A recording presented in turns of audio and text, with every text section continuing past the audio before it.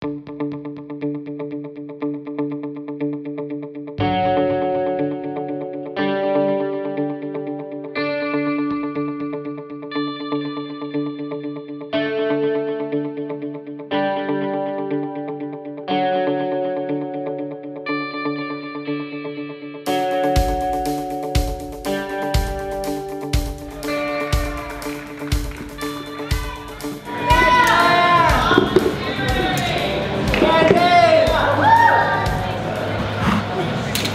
got into climbing through a friend of mine who also is a wheelchair user.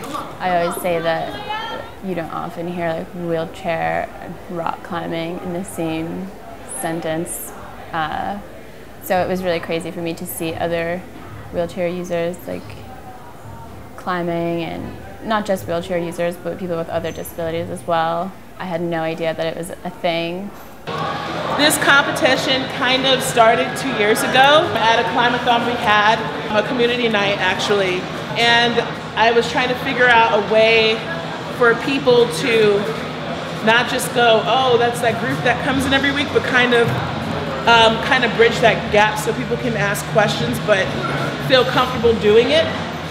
The goal of OutdoorFest is to help urban dwellers connect with outdoor recreations. This year, for the Strong Climb competition, I talked to Karima, who is in charge of adaptive climbing, and we were talking about ways that we could work together. And so she had this idea of this climbing competition that she wanted to do. When you say an adaptive style climbing competition, I think a lot of people thought, oh, this is only for people who have disabilities. And we were actually saying the opposite. This is for everyone. This is for people able-bodied and disabled to come climb together and learn from each other, and for us as a group to raise awareness. Adaptive climbing was about 6 months of planning and ideas and reaching out to different people and companies and organizations to foster a community where people with disabilities can have the opportunity to climb like everyone else.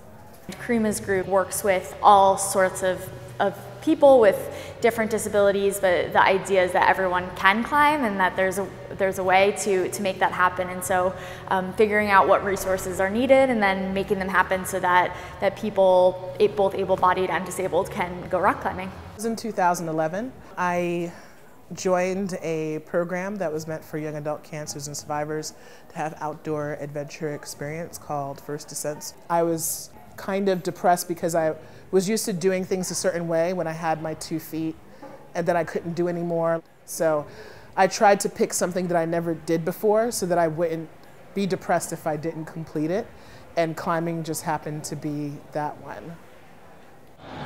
Come on, come on! Come on, Julia! Come on! Yes! I was in a car accident that broke my back, and so I severed my spinal cord, which left me paralyzed from the waist down. Even in internationally, that paraclimbing category is actually the newest one.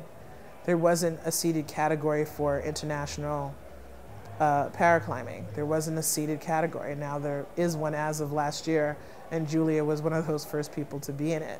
Whenever I originally decided to do this competition, like I went into it with an open mind, but I kind of assumed that I understood what paraclimbers, like I understood their challenges. They seem pretty simple, but then whenever I started talking to Julia, my perspective definitely expanded. And I realized that there are things that I didn't understand, and I was missing sort of the picture. You can't really compare the way iCampus to the way an adaptive climber campus is, because I can do so many other things. Like I can use my abs and my core to stabilize my movement, and a lot of paraclimbers can't do that, and that's something that you wouldn't necessarily be aware of. Julia has a rod in her back that all paraplegics have, and she doesn't have all of her ab muscles that Delaney has, and she doesn't have the ability to pump her legs and abs up to jump and reach another higher climb, another hold. She literally is using just dead weight. Some people don't even think that I can open a door myself, And so if they see something like this, then it's bound to change a lot of people's perceptions, I guess, of what it means to be disabled. I did want to have able-bodied individuals join in as well as disabled individuals, because this will be a process where which the tables are switched.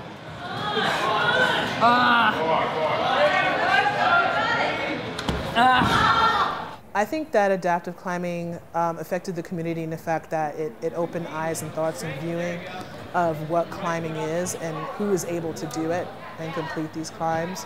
And then also it's created another family for people with disabilities and people who take part in sports. Whenever we went to the World Championship, it kind of felt like Team USA was not one cohesive team. It felt like we were two teams, like the able-bodied climbers and then the adaptive climbers, and none of us really knew each other.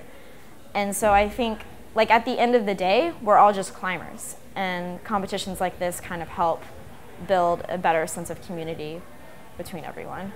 My main goal is not so much winning competitions, but it's more visibility. I care about all disabilities, but mine specifically, there's kind of a sparsity of women sit climbers.